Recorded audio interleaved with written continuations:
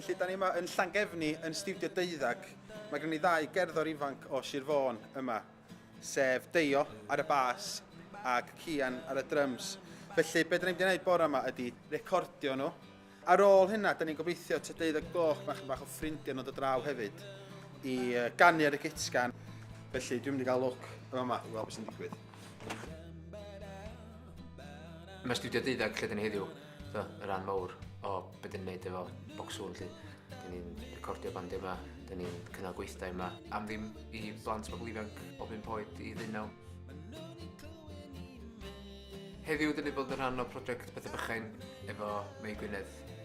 Felly, da ni wedi cael criw blant da ni wedi bod yn gweithio fo os yr ha i ddod yma i recordio. Be am ni gael go yno fo? Ie?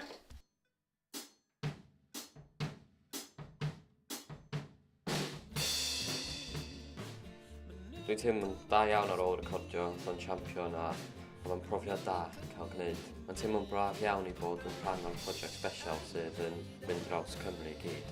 Dwi'n edrych ymlaen lot i clywed o pan di gorffan.